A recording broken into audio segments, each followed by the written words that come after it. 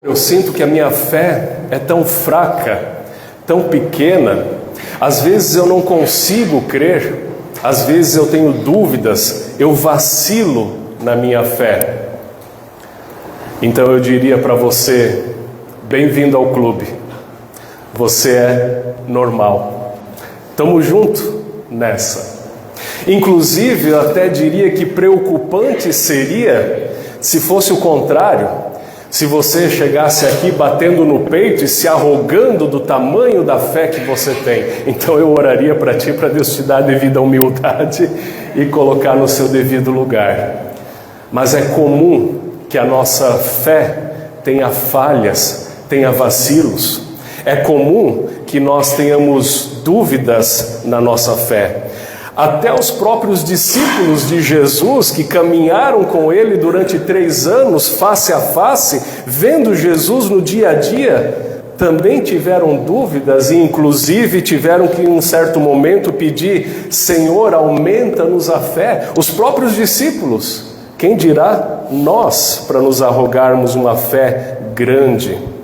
Inclusive foi nesse contexto que Jesus certa vez disse: se vocês tivessem a fé como de um grão de mostarda, vocês diriam a essa árvore: saia daqui, se joga no mar, e ela obedeceria.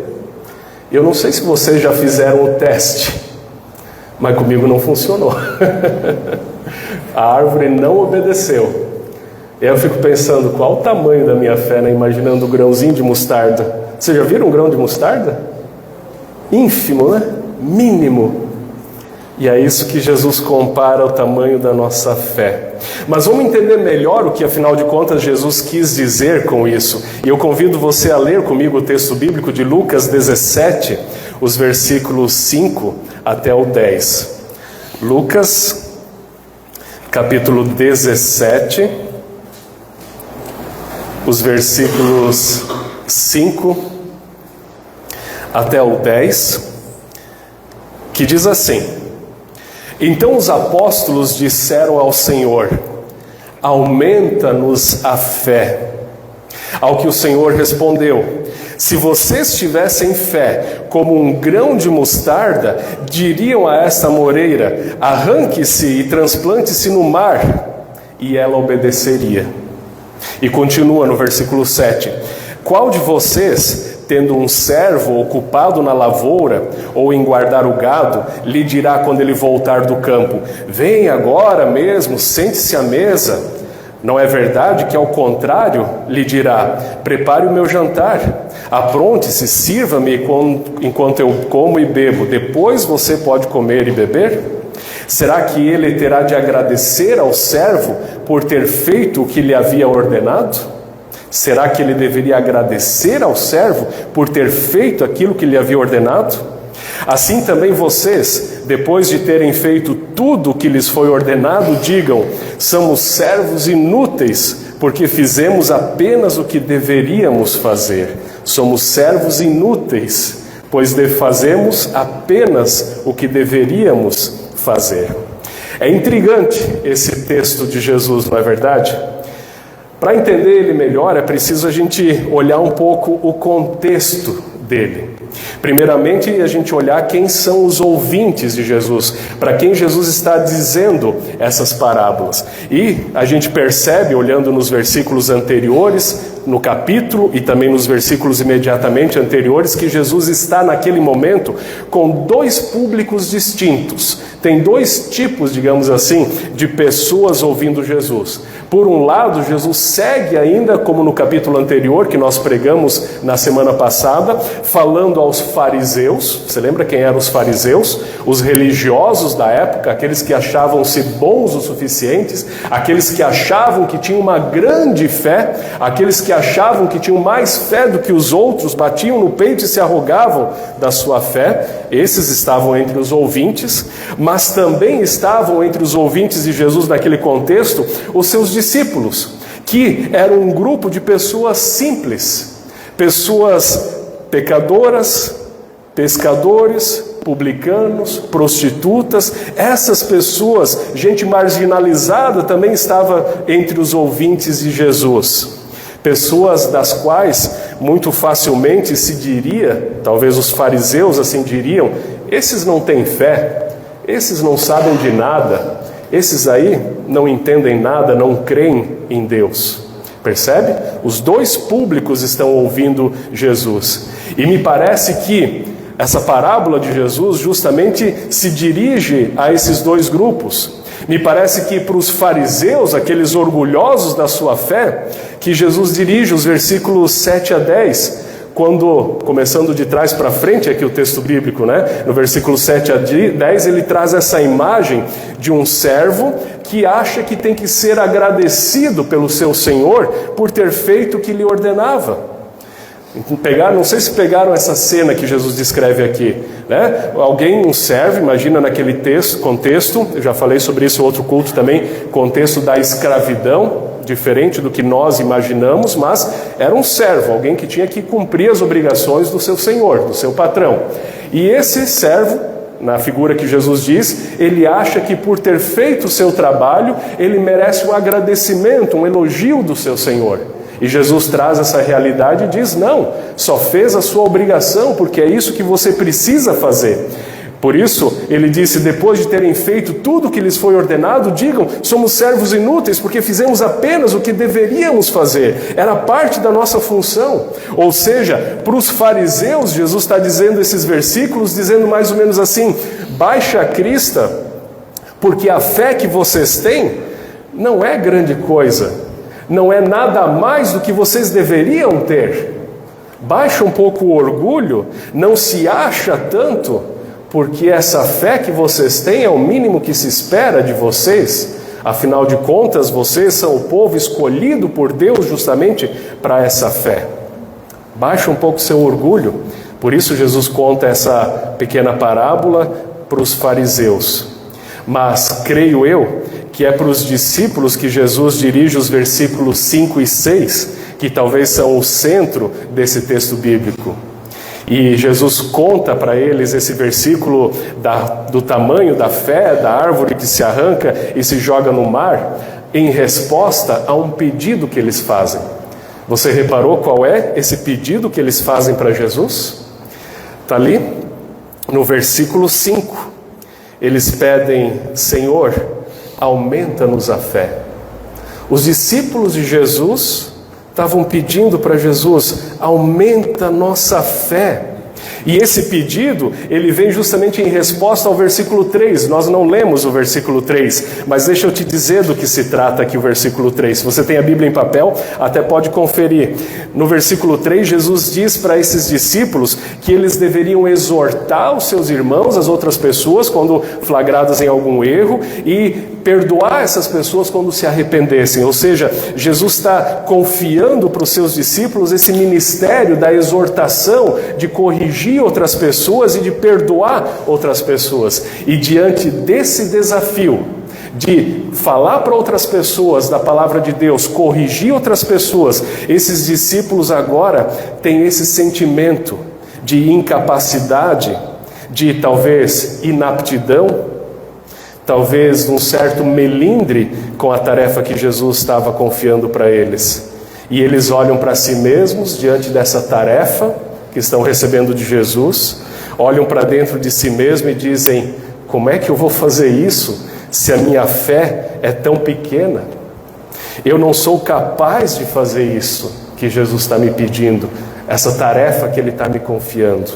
E em virtude disso vem o pedido: aumenta nossa fé. Então já aqui eu digo que se você eventualmente sente que a sua fé é pequena, precisa ser aumentada, bem-vindo ao clube. Esse é o normal. Os discípulos de Jesus também se sentiram assim. Os próprios discípulos que estavam face a face com ele tiveram que pedir para que Jesus lhes aumentasse a fé. Agora, é um pouco intrigante esse versículo 6 que Jesus diz para os seus discípulos, quando ele diz: se vocês tivessem fé como um grão de mostarda, diriam a essa moreira: arranque-se e transplante-se no mar, e ela obedeceria. Como entender esse versículo? O que Jesus estava querendo dizer, afinal de contas, com essas palavras que parecem tão enigmáticas? Essa figura de transpor uma árvore, ou os outros evangelistas trazem a figura talvez até mais mirabolante, de transpor um monte e se jogar no mar, é um provérbio comum da tradição judaica, coisa que os judeus falavam quando queriam se referir a alguma coisa impossível ou muito difícil de fazer. É como quando a gente quer dizer, olha, isso é impossível, a gente vai dizer, isso aqui é como transportar um monte para dentro do mar, ou como dizer para uma árvore, sai daqui e se joga no mar, ou seja, uma coisa maravilhosa, grande demais, quase impossível de fazer. Era comum, era quase um provérbio que eles usavam no seu tempo. Mas com isso, Jesus não está menosprezando ou diminuindo a fé daqueles discípulos. Muito pelo contrário. E talvez na tradução que nós usamos aqui isso não fica bem claro. Por isso eu vou arriscar parafrasear o Almeida na sua tradução aqui. E é como se Jesus estivesse dizendo para os seus discípulos: a questão não é o tamanho da fé de vocês. Pois se vocês tiverem fé, ainda que ela seja pequena como um grão de mostarda, farão coisas maravilhosas. Entendeu? Pegou um pouco a conotação? Eu vou repetir, é como se Jesus estivesse dizendo, não se preocupem com o tamanho da fé, não é essa a questão. Pois se vocês simplesmente tiverem a fé, ainda que ela seja pequena como um grão de mostarda, vocês vão fazer coisas maravilhosas. Percebeu? Abriu o entendimento? Ou seja, essa afirmação coloca o autoconceito da nossa fé no devido lugar. Ela faz a gente olhar para a nossa fé de uma maneira diferente.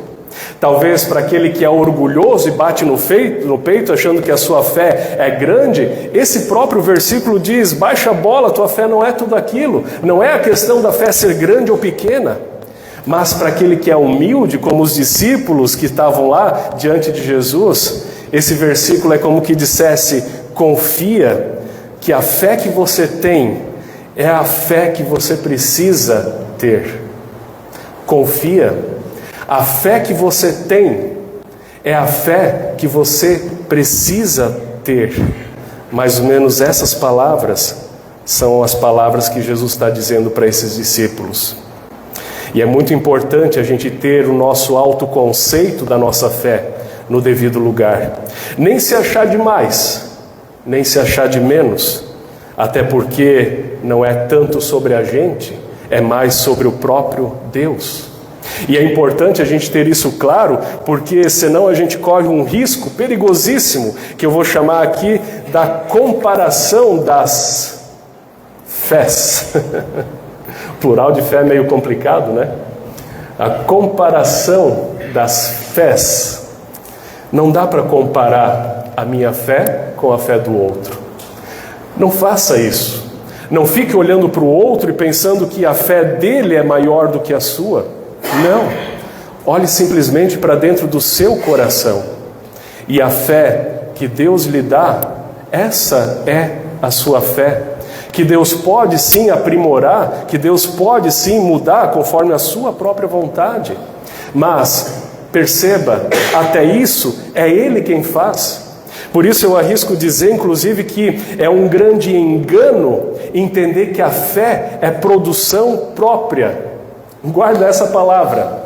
É um engano você pensar que a sua fé é produção própria, é sua produção. Não. A fé é um presente que Deus nos dá. Sim, é verdade. A fé é um presente que Ele coloca no nosso coração. Inclusive, quando Ele nos chama à fé, só é possível que a gente atenda esse chamado porque primeiro Ele nos dá a possibilidade de ouvirmos essa palavra. O versículo de Romanos 10, 17 diz que a fé vem pelo ouvir da palavra. Ou seja, se não tivesse palavra, ação de Deus, não teria fé. Ou seja, até mesmo a fé que nós temos no nosso coração, nós só a temos porque antes ouvimos a palavra que Deus nos deu. Ou seja, foi Ele que produziu a fé em nosso coração. A iniciativa primeira é de Deus. O que eu posso fazer é sim resistir a essa fé. Eu posso endurecer o meu coração e rejeitar essa fé, mas eu não posso produzi-la por mim mesmo a partir do nada. Ela é presente que Deus nos dá. E aqui vem a grande questão. Se é Deus quem nos dá, produz essa fé em nós, é Ele que também a aumenta como Ele assim quiser, se for o caso. Inclusive, eu fico pensando contigo, se dá para falar mesmo em aumentar ou não a fé.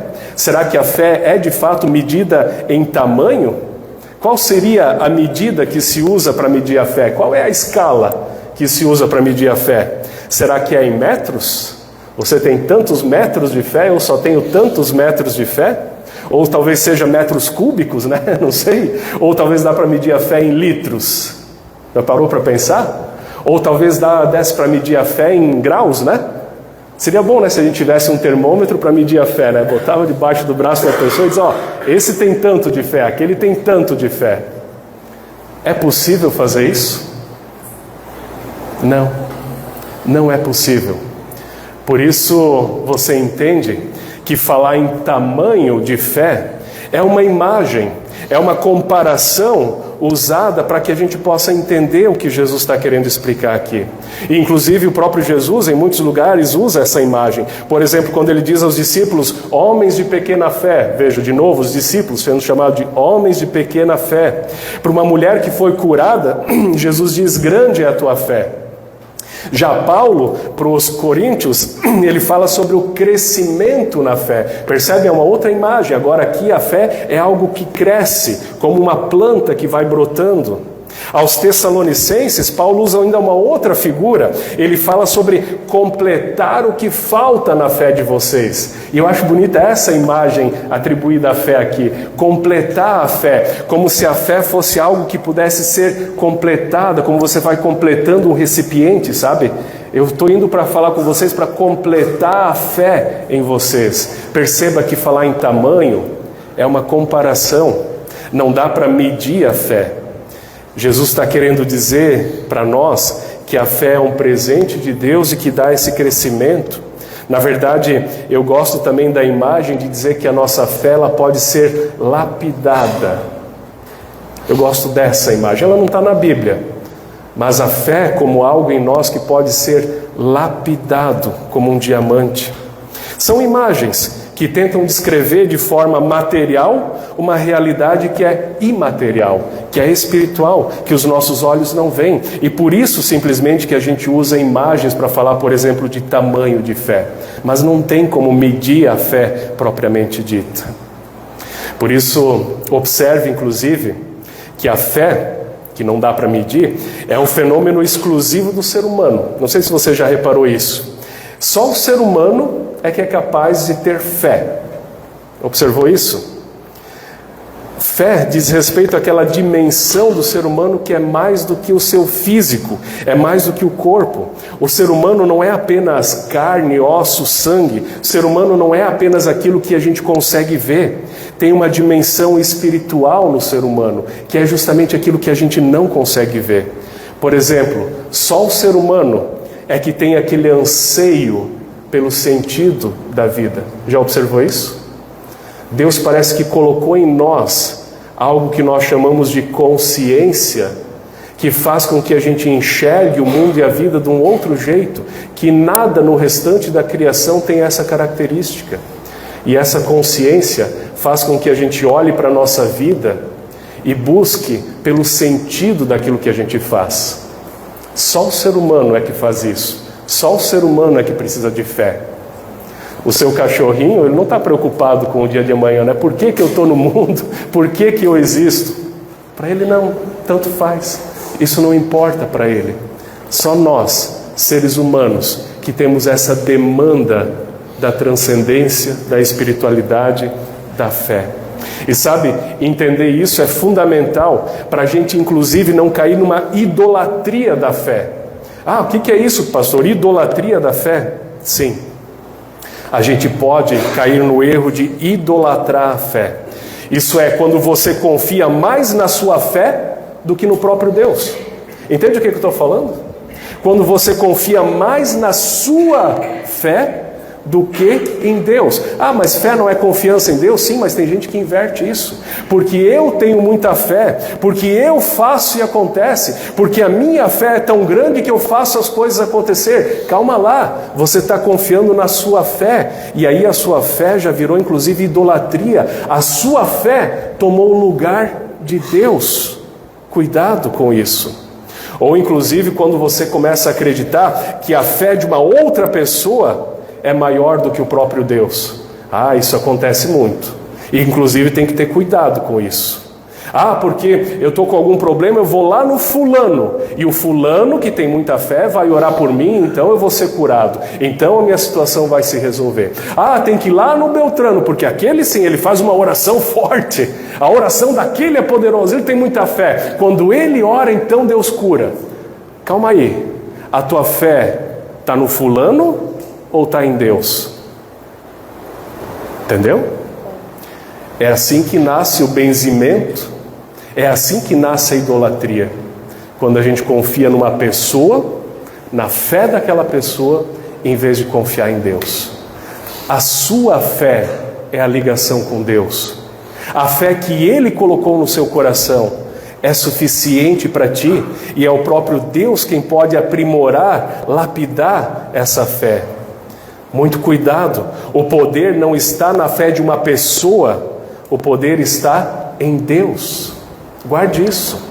O poder não está na fé de quem quer que seja, o poder está em Deus. E a fé é simplesmente a confiança no poder de Deus. Eu vou repetir essa parte. A fé é simplesmente a confiança no poder de Deus. Fé é ser envolvido nesse amor de Deus. Fé é ser conquistado pelo amor de Deus. É estar nesse relacionamento com Deus, sabe? Isso é fé. É fazer parte desse relacionamento maravilhoso com Deus. Sabe, eu vou arriscar aqui uma comparação. Ela pode ter as suas limitações, claro, mas só para você entender o que eu estou querendo dizer. A fé é no relacionamento com Deus aquilo que o amor é num relacionamento de um casal. Pegou a lógica? Imagina o relacionamento de um casal, marido e mulher, obviamente que se amam, né? A fé no relacionamento com Deus é o que é o amor no relacionamento com o seu cônjuge. A fé é esse elo que faz a ligação. A fé é esse elo que faz a confiança, que faz o contato com Deus, de Deus conosco. Por isso, deixa eu dizer agora algumas coisas que a fé não é, para que a gente não confunda. A fé não é só conhecimento sobre Deus e os conteúdos da teologia.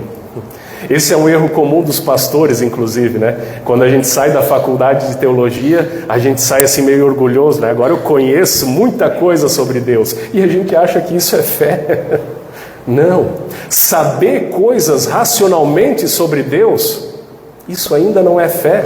Decorar o credo apostólico é bom, é ótimo, mas só isso ainda não é fé. Fé não é só decorar coisas sobre Deus, conteúdos teológicos. Também a fé não é uma obediência cega. Fé não é simplesmente fechar os olhos e fazer tudo o que algum pastor ou algum líder diz às cegas. Não, isso também não é fé. Fé não é apenas um sentimento, atenção, cuidado com isso. Muitas pessoas tropeçam nesse ponto. Fé não é apenas um sentimento interno do meu coração. Aí muitas vezes a gente confunde fé com pensamento positivo. Não, fé é muito mais do que isso. Mesmo que às vezes a gente não sinta, a nossa fé pode fazer a diferença. Guarda isso. Mesmo que às vezes o nosso sentimento esteja baixo, a fé pode fazer a diferença mesmo assim.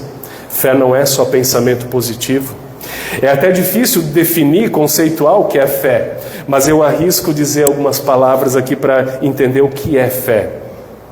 Eu digo que fé é ser envolvido nesse relacionamento de confiança em e com Deus. Eu vou repetir. Guarda essas palavras para ti, para a tua vida.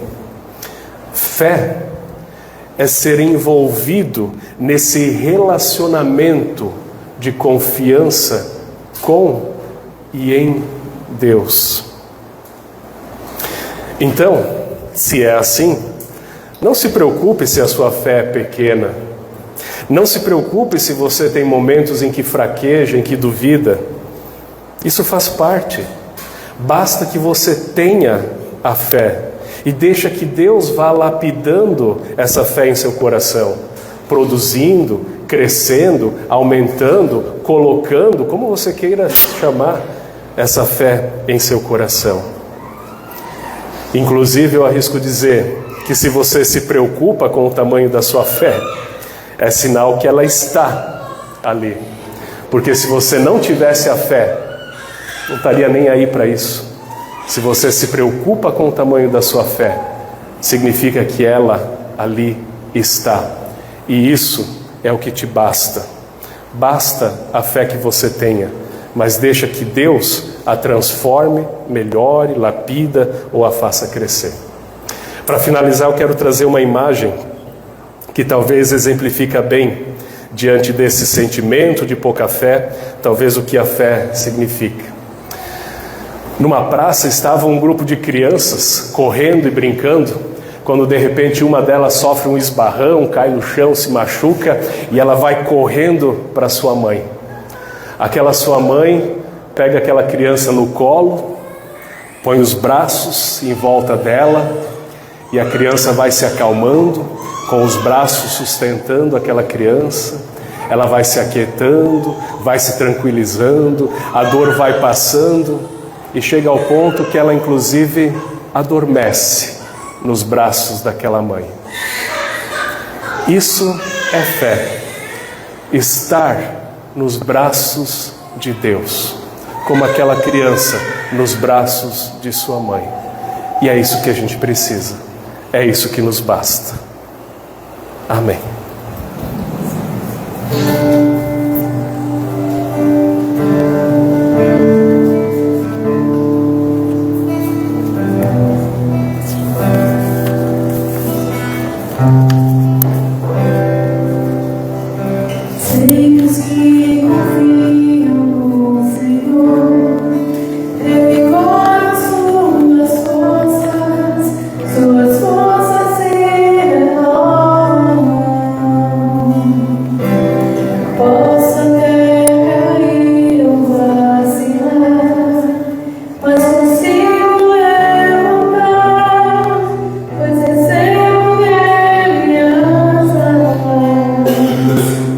E como